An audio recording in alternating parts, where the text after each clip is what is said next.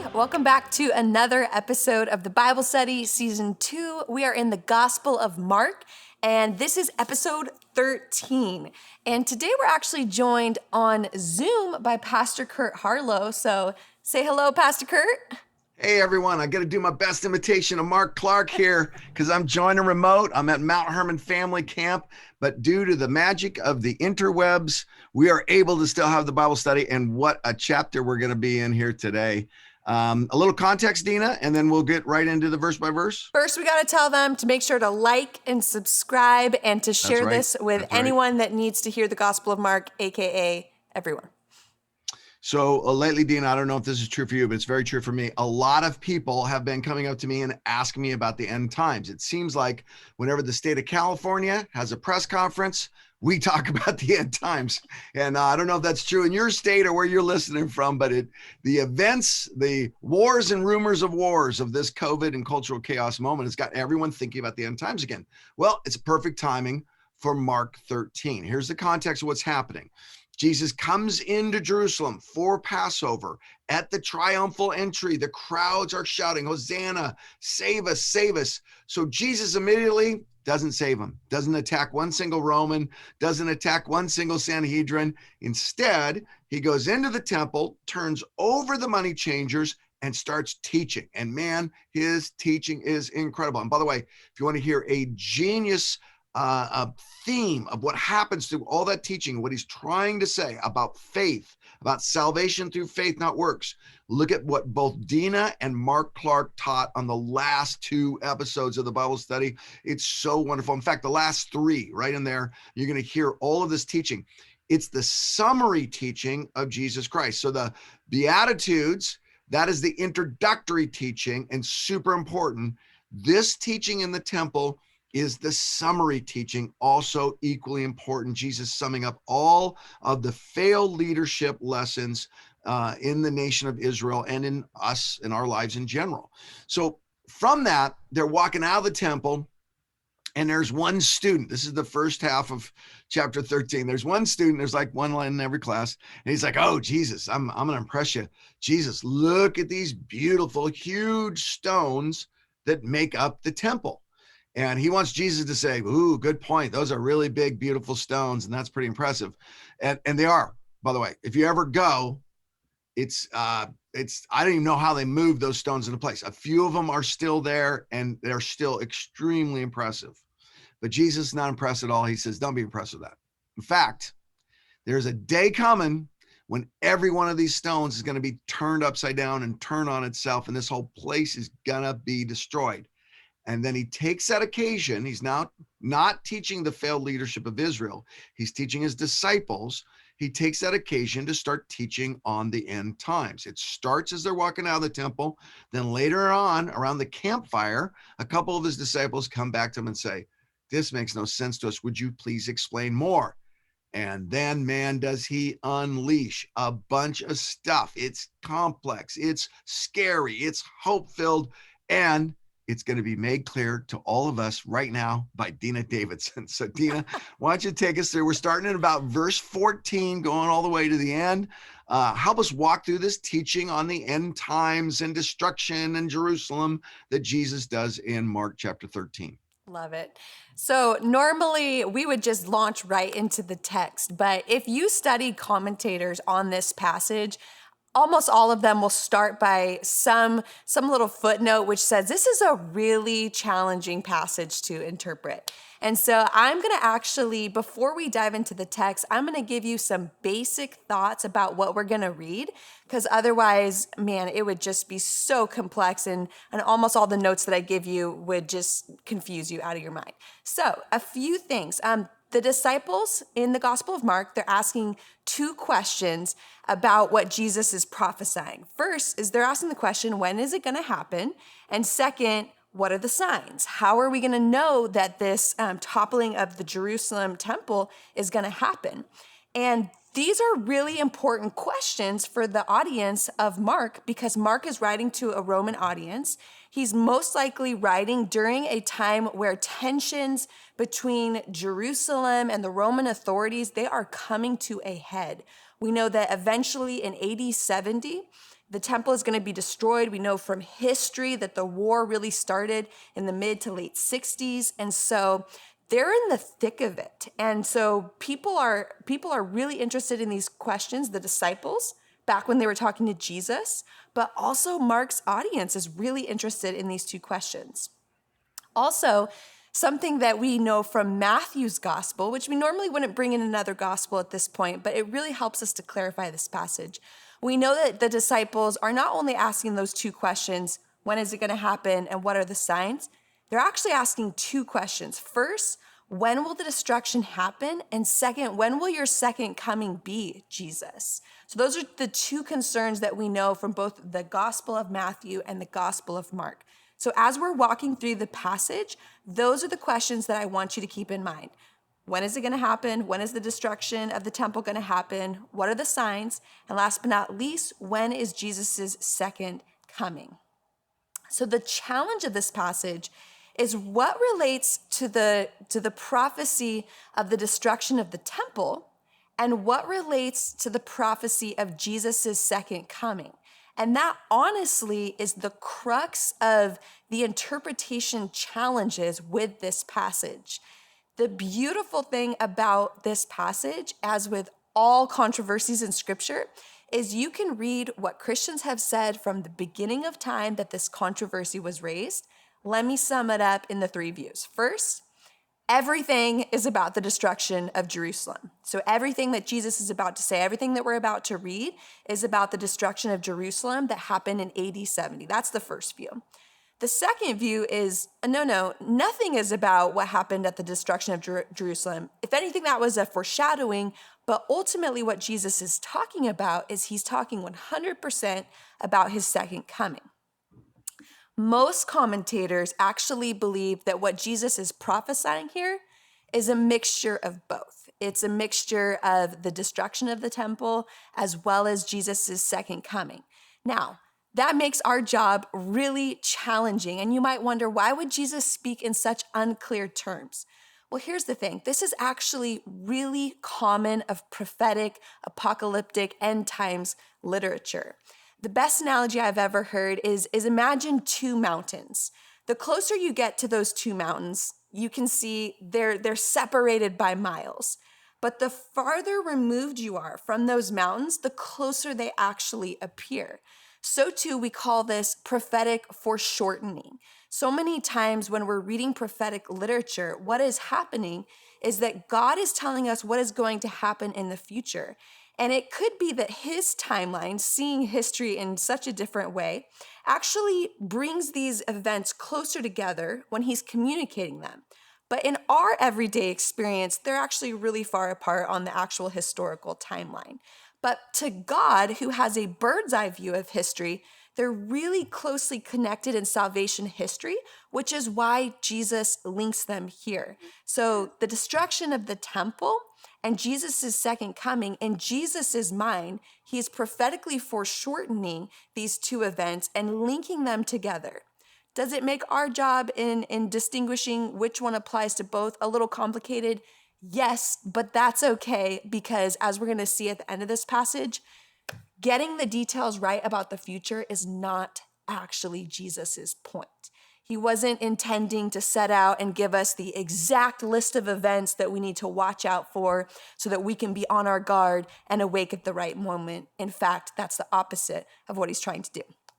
Okay, so with that, I want to give you one interpretive framework that is a great example of that third option of distinguishing Jesus's prophetic announcement between the destruction of Jerusalem and his second coming. So this is one option. It's by an excellent Bible scholar, really excellent commentator on the book of Mark, Mark Strauss. He says this: first, verses 1 through 23 all can be easily interpreted to apply to the destruction of Jerusalem.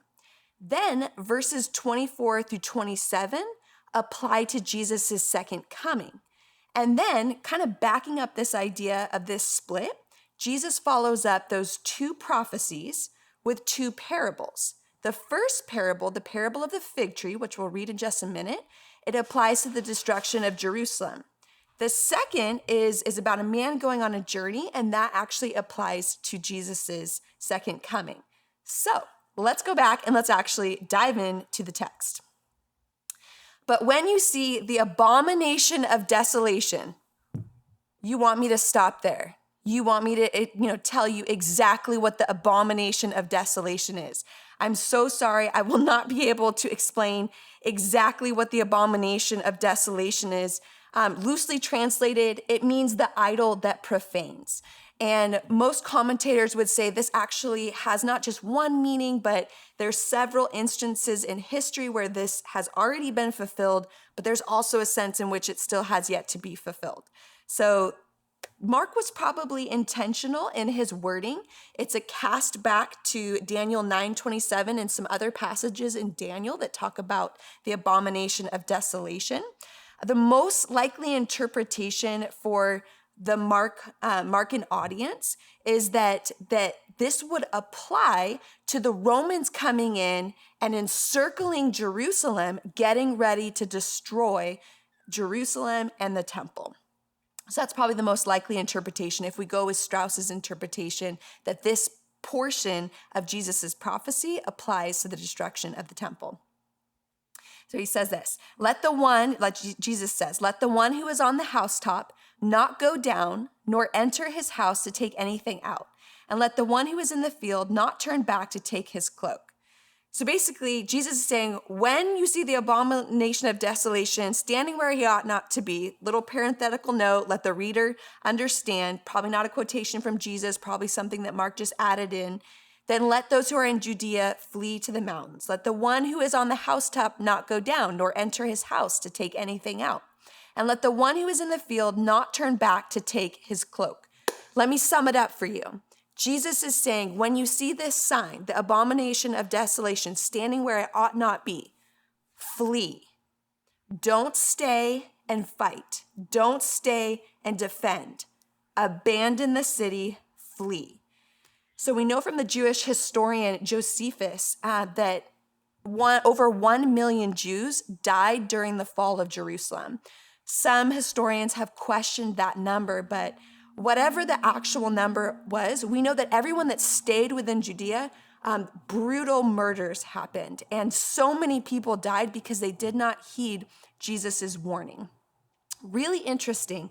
Historians look back on this moment where the temple was destroyed, and they actually see the Jewish response versus the Christian response as the final dividing blow between Christianity and Judaism. Because what happened is Christians heeded Jesus's words to flee. So they abandoned the city, but the Jews stayed there to defend their faith. And this was the final dividing blow between Judaism and this new sect, which originally was just a sect of Judaism, which then was birthed into a new religion. The Jews saw this as the ultimate betrayal of the temple and of God's holy city. But to the Christians, they were just obeying Jesus's words. Picking up in verse 17, and alas for women who are pregnant and for those who are nursing infants in those days. Pray that it may not happen in winter. For in those days there will be such tribulation as has not been from the beginning of the creation that God created until now and never will be. Let me sum up. It will be bad. Really, really bad. Let me quote you from the Jewish historian Josephus, who chronicled what happened during this time. Most of the victims after the fall of Jerusalem were peaceful citizens, weak and unarmed, butchered wherever they were caught. Round the altar, the heaps of corpses grew higher and higher, while down the sanctuary steps poured a river of blood, and the bodies of those killed at the top slithered to the bottom. This is history backing up Jesus's prophecy that this is going to be a time of unimaginable sorrow. The temple, God's holy place, profaned, and people, his temple that he had come to dwell in by putting his Holy Spirit inside of them, incredibly profaned as well. It says in verse 20, and if the Lord had not cut short the days, no human being would be saved. But for the sake of the elect whom he chose, he shortened the days. And then if anyone says to you, look, here is the Christ, or look, there he is, do not believe it.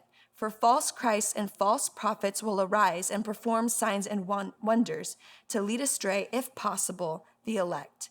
But be on guard. I have told you all things beforehand. So then we transition. If we're going to follow along with Strauss's interpretive model, now Jesus transitions and he starts to talk about the second coming. So the destruction of Jerusalem is just one of the signs on the way to the second coming. But the ultimate thing that Jesus is prophesying is this second coming. R.A. Cole says, what follows is a veritable jigsaw of quotations from the apocalyptic books of the Old Testament. But in those days, after that tribulation, the sun will be darkened and the moon will not give its light. The stars will be falling from heaven and the powers in the heavens will be shaken. And then they will see the Son of Man coming in clouds with great power and glory. And then he will send out the angels and gather his elect from the four winds, from the ends of the earth to the ends of heaven. So these passages, all these skitter-scatter quotations from the Old Testament, these apply to the second coming. And, we want to dive in. What does it mean that the sun will be darkened? What does it mean that the moon will not give its light? Basically, what Jesus is saying is this is going to be an epic moment in human history. And you will know that it's happening. So then we follow up with two parables. The first parable, if we're following along with Strauss, applies to the destruction of the temple. And I'll explain why he thinks this applies to the destruction of the temple as opposed to the next one applying to the second coming of Jesus. 28, from the fig tree, learn its lesson. As soon as its branch becomes tender and puts out its leaves, you know that summer is near. So many people take this verse and there's just so much meaning injected into this verse for a few reasons. First, the fig tree is representative of Israel all throughout the Old Testament and several times in the New Testament. So basically, a lot of people will read into verse 28 and say, we must pay attention to what is happening in Israel. And based on what is happening in Israel, we can exactly predict when Jesus is coming back. However, Strauss believes that this actually applies to the destruction of the Temple of Jerusalem because that fits along with the theme of the judgment of Israel. So also, when you see these things taking place, you know that he is near at the very gates. And then he says this in verse 30, which is the strongest argument for why this would actually apply to the destruction of Jerusalem. Truly I say to you, this generation will not pass away until all these things take place. Heaven and earth will pass away, but my words will not pass away. So verse 30, a lot of commentators believe the most reasonable interpretation of this generation is the generation that Jesus is speaking to. And obviously, if that is true, then Jesus' second coming did not happen within the time that this generation did not pass away. However, the destruction of Jerusalem did. So then we have the second parable. And this seems to directly contradict the previous parable, which is why Strauss says the first parable applies to the destruction of Jerusalem, because he says, Jesus is saying, you're going to see the signs and know it's coming. But in this second parable, as we're going to see, Jesus' point is that you're going to have no idea when this is going to happen, which is why he believes it applies to the second coming. Verse 32, but concerning that day or that hour, no one knows, not even the angels in heaven, nor the Son, but only the Father. I just want to do a footnote and say that this is one of the verses that a lot of scholars point to say, you see, Mark clearly believes that Jesus is human. He is not God. Unfortunately, that contradicts all the other signs of Jesus's omniscience and that he actually does have divine foreknowledge. The best interpretation of this passage, is simply that Jesus chose to limit his knowledge and only have revealed to him what the Father chose to reveal to him. Concerning that day or that hour, no one knows, not even the angels in heaven, nor the Son, but only the Father. Be on guard, keep awake, for you do not know when the time will come. It is like a man going on a journey when he leaves home and puts his servants in charge, each with his work, and commands the doorkeeper to stay awake. Therefore, stay awake, for you do not know when the master of the house will come, in the evening or at midnight or when the rooster crows or in the morning, lest he come suddenly and find you asleep. And what I say to you, I say to all, stay awake. So one really good reason to think this applies to the second coming as opposed to the destruction of Jerusalem is Jesus has made it clear that there will be signs leading up to the destruction of the temple. But however, when it comes to the second coming of Jesus, we must always stay awake. Why? because we do not know when it will come. So I want to close with what I think is the ultimate point of this passage, and honestly, the ultimate point of all prophetic literature. And it is not that we would get the details of the future right. It would be that we would get the details of our life right. Jesus is calling us to obedience. He's calling us to righteousness in the present. Think about the audience of Mark. They're undergoing suffering. They're seeing these tensions build. They're not exactly sure how to honor Jesus in the midst of Roman persecution as well as Jewish persecution. And to these people, Mark says Jesus' words, stay awake. You do not know when Jesus is coming back. You do not know when all of these things will be fulfilled, but you can live with righteousness. You can live with obedience in the present. It's not about getting the details of the future right. It's about getting the details of your life and your personal obedience to Christ right. I want you, as you go through the next few sessions, to hold on to those words. Stay awake, especially in light of how in a few episodes, the disciples are literally going to fall asleep. So with that, theology, Curt, teach us about the end times. I'm not sure what I can add to that, Dena. You did a lot of great theology in that verse by verse. That spectacular job as usual, always exceeding expectations. I guess I'd just start by saying, after listening to your teaching, I have come to the conclusion that Jesus is returning on October 22nd, 2022. So you got a little over a year to get your life together, or you could party all this. Of course, I'm joking. Please do not record that little snippet and post it on Instagram. The whole point of this is exactly what Dena said, is that we would actually find obedience right now instead of a predictive ability. Here's the big thing I want you to learn theologically, and we'll get into this, is we want a timeline. Jesus wants a tough church. We want a timeline. Jesus wants a tough church. And even the apostles, when they're listening to this teaching, didn't fully understand. They were like, okay, Jesus, you're not attacking the Romans now. What are the signs when you'll attack the Romans? That's what they thought about the second coming. They didn't even think second coming. They thought, when is God going to attack the Romans? And even at Acts chapter 1, they said, okay, now is the time. We've been waiting. We've been staying awake mostly.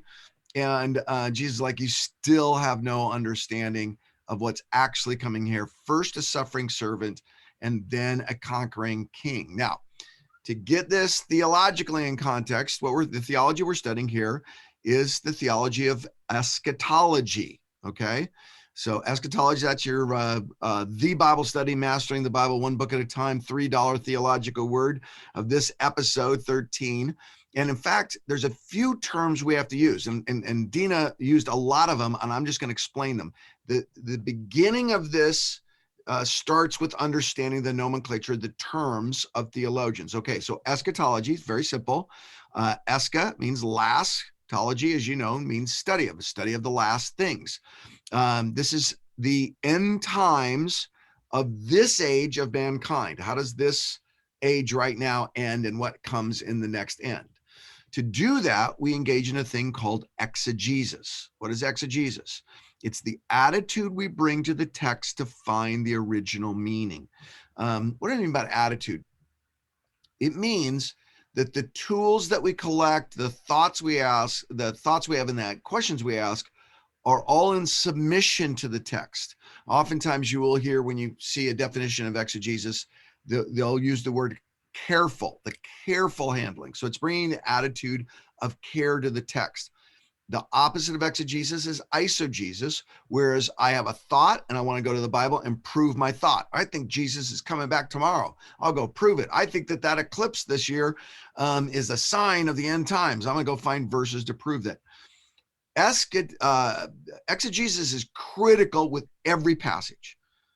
It's so critical in this one. This is why Dena started with some exegetical thoughts, because you can easily find weird, wacky bias affirmation if you don't come carefully, which brings our next term, which is hermeneutics. What is hermeneutics? It's a real literary term, and it's used a lot more than just the Bible. But hermeneutics is, I like to say, it's the tools we bring to the right interpretation of the text to get the right application of the text. So hermeneutics bridges the study and the application, and it also has to do with carefully bringing the right tools. Dena asked a lot of questions. She gave more than one position. She referred to more than one scholar, and then told you which scholar she agrees with the most. All of those are hermeneutical activities. They're hermeneutical exercises. Within the proper interpretation of any text, and this goes from Shakespeare to the Bible, there is a set of rules and disciplines that you bring to the text to get the original meaning and to apply it correctly. Even if you come upon the original meaning, you can actually apply it in really dumb and stupid ways. And so it's super critical in apocalyptic literature, especially, that you learn how to be an exegetical person and a hermeneutical person. Now, that gets me all to the term that I want to teach you the most, which is apocalyptic literature. Dena said it several times. She said a couple times, prophetic literature. And what that means is the Bible is not a book. It is a library, and it's a library filled with different books, different authors, and here's the critical one: different genres. Okay. What's a genre? It's a mode of writing. It's an agreed upon mode of writing. So when I'm writing in common Western poetry, what we're going to agree on is I'm going to rhyme some words. Roses are red, violets are blue. I love you, hoo, or whatever. Okay. Beautiful poetry right there. It's like a poetry slam. And so there's different genres in the Bible. The Psalms is poetry. The Proverbs is poetry and wisdom. The epistles are letters. They're literally letters. That's a type. All of the book of Revelation, this chapter, half of Daniel, and by the way, the quotes in this chapter pull from a survey of apocalyptic. Thank you, Dena, for the assist. Apocalyptic literature in the Bible. The rules in hermeneutics of apocalyptic literature are really, really important. What are those rules? You got to hang on to the end. I'll give you a couple of them. All right. If we go at this with a really great attitude in our exegesis, and we're very careful in the tools we use in our hermeneutics, what happens? Well, we come upon four major views. The first view is a preterist, not a Peterist, a preterist. And that says that apocalyptic literature is describing mostly events that have happened during Bible times. So a preterist looks at all of the predictions of Daniel and of Jesus in this chapter and of Revelation. They go, that's not World War II. I mean, that's the Babylonian captivity, and that's Nebuchadnezzar. And they say it's kind of self-contained. What the Bible was talking about then it gets fulfilled in the Bible. So they would be of that view. The Dena said that everything described in chapter 13 happened in AD 70, and it's all self-enclosed. That's the preterists. Then there is the spiritual method, or sometimes it's called idealism. And what these guys saying, there's a lot of strong evangelicals that believe this, and a lot of non-evangelical theologians that are kind of more in this category. And everything is symbolism. Apocalyptic literature is symbolic and represents broad truths about evil and judgment and institutions that are evil and the culture overall. So you're supposed to get the feel for what's being said, but you're not supposed to say that's Nazi Germany in 1940 and that's Russia and that's America. And so then it comes to the next one, which is historyism. And this is apocalyptic literature that can attach prophecies to historic events, both in the Bible and after the Bible, and some prophecies have not been fulfilled yet. So the historic apocalyptic literature interpretation says, okay, AD 70, that's what Jesus is talking about, but he's also talking about the end times. So what Dena said there, it was a very historicism sort of point of view. Now there's a last one, and it's called futurism. And this is where the apocalyptic literature can attach prophecies to some historic events, but most, that's the key emphasis, prophecies are seen as fulfillment, and the vast majority of them happen in and around Revelation 20. What's Revelation 19 or 20? Go read them. You'll get freaked out. You won't be able to sleep tonight. They're phenomenal. But they put a lot of emphasis on that end times revelation. So almost everything Daniel's talking about, everything Jesus is talking about, everything else in apocalyptic literature really has yet to be fulfilled. and is going to be fulfilled in the very, very millennial end. Okay, so prophetic double reference. Dena already said it. Dena, you called it, it's called by several terms. You called it prophetic Foreshortening. foreshortening. Yes, very good. Sometimes you'll just hear prophetic reference. And basically, again, just to emphasize that is, it's the view that some prophecies are fulfilled in multiple ways to teach the lesson multiple times. Same exact fulfillment, same exact lesson. It happens once in AD 70. It happened like the Jerusalem temple is a very good one. You could say Nebuchadnezzar in 589 BC is Daniel's most local mountain, to use that same word picture. And then AD 70, Titus comes in and conquers Jerusalem. That would be what Jesus is talking about. And then we could see a further historic happening in Jerusalem that would also be in that same foreshortening prophetic theme there. Okay, you still with me? You're learning a lot. Your vocabulary is increasing. Let's go into the four main views of historicism and futurism. Most evangelicals, most people that believe the Bible is inspired, are in these two categories. And often you'll hear there's four views of the Old Testament, or of the fulfillment of prophetic literature. There's actually four views of that, but within two of them, there's four more views. It's kind of like Daniel's wheel within a wheel. Okay. It's getting complicated enough for you. The first one is amillennialism, and it means exactly what it says. There is no millennium in the book of Revelations. It predicts that there's going to be all this tumultuous, and at some point, there's 1,000 years of peace in which Jesus is reigning over everything. The amillennials see that as more symbolic, and that the 1,000 number is just kind of like saying a gazillion. And it refers most amillennialists believe it refers to the church age we're in right now. So it's not a literal 1,000 years. There is a time right now where Christ is ruling and reigning, but we're still on earth and the end hasn't come, and that's amillennialism. Then there is dispensational premillennialism. Dispensational premillennial means that before the millennial, the 1,000 years happen. I'm going to switch words here. Before the 1,000 years happens, there is a tribulation, and it happens before the 1,000 years, and Christians go through it. The dispensation part means that God is in a different season. In the Old Testament, he was in the season where Israel was his favorite and they were his people.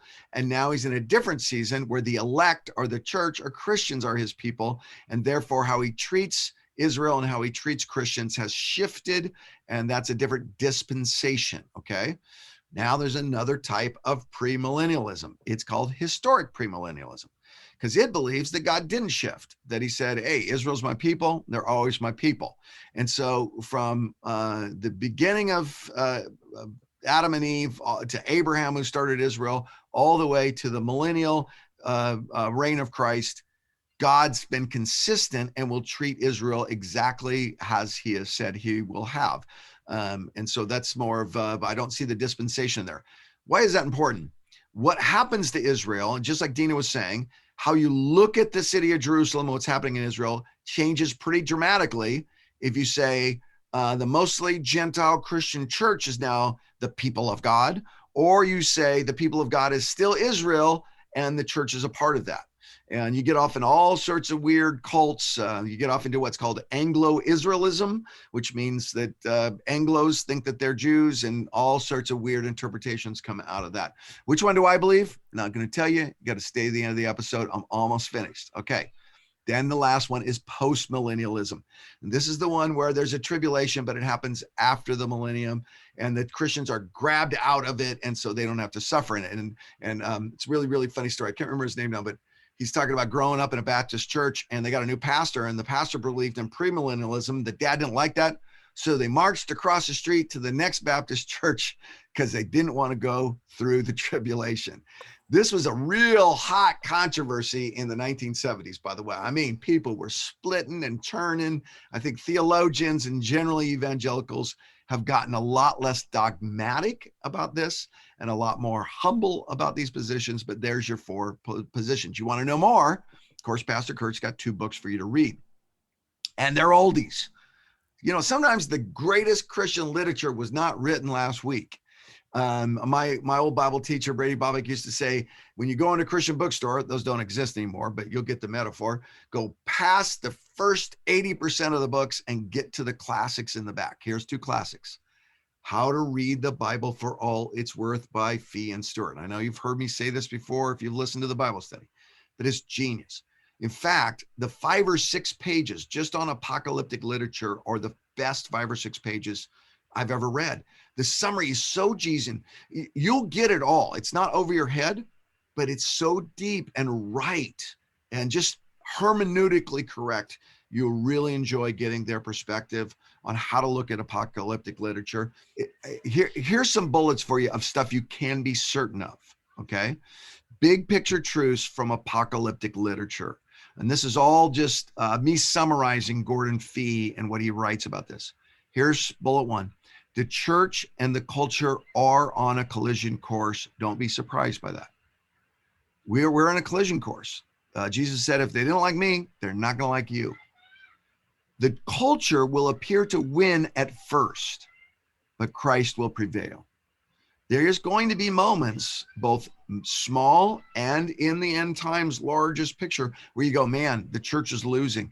Take heart, take heart, take heart is what you're supposed to learn from apocalyptic literature. Jesus will prevail. The church will prevail.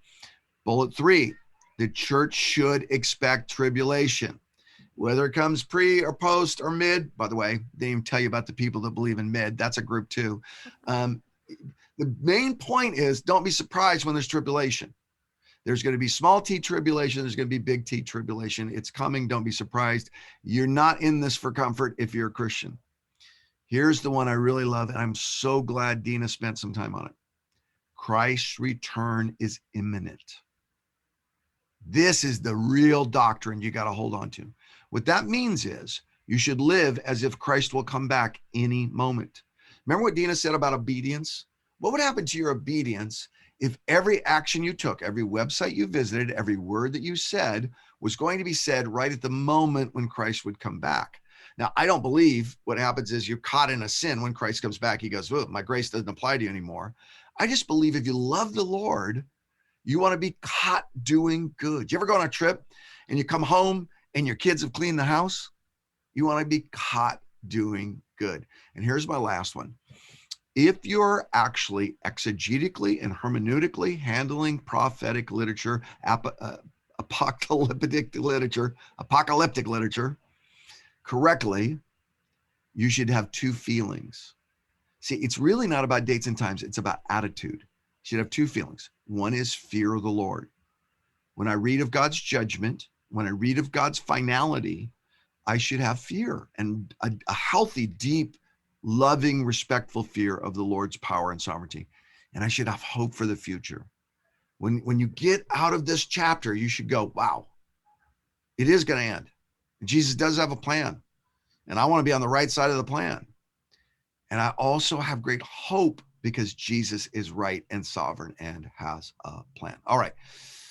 Wow, a lot. If you're expecting the light version of the Bible study, let me just tell you, there is no version of that. And this was an extra good example of that. And just final thought, Dena, on how should I apply this? Yeah, I'm just going to keep it really simple. We're going to go back to Jesus's words, stay awake. So our application for you with this episode is stay awake. And what does that mean? That means that, like Curt was saying, every internet site you visit, every way you talk to another human being, everything that you do with your time, everything you do with your finances, everything you do with your convictions about, which view that Curt shared is correct. Everything that you do, everything that you are, everything that you think, stay awake, meaning do it in light of the fact that Jesus is coming back soon. And when he comes back, you want him to find you obedient and faithful. Here's the thing. Staying awake means staying hopeful. It doesn't mean putting our head in the sand. It doesn't mean that we're going to back off on our job as the church to do what he has called us to do, which is bring heaven to earth. So wake up every day this week and say, Jesus, if you come back today, what do you want to have seen me do? That's our charge to you. That's our application. We're so glad that you joined us for episode 13 of the Bible study. Curt, any final thoughts before we leave them? Man, I'm just saying, if I was you, I'd go watch this episode over 3 times because that's how much content Dena gave you. And then I piled on a little bit. And also, again, what she said at the beginning, like, share, follow, go to YouTube, Bayside site, and subscribe, like, share, and follow. Leave us a comment. Love your questions and comments all the time. You guys are so encouraging. And join us next week, back from here to the end of the book of Mark, man. It goes fast and furious. Love it. Thank you so much for joining us. We love you guys, and we can't wait to dive into the next episode. We're going to be diving into Jesus's passion scene. So make sure you join us next week on the Bible study.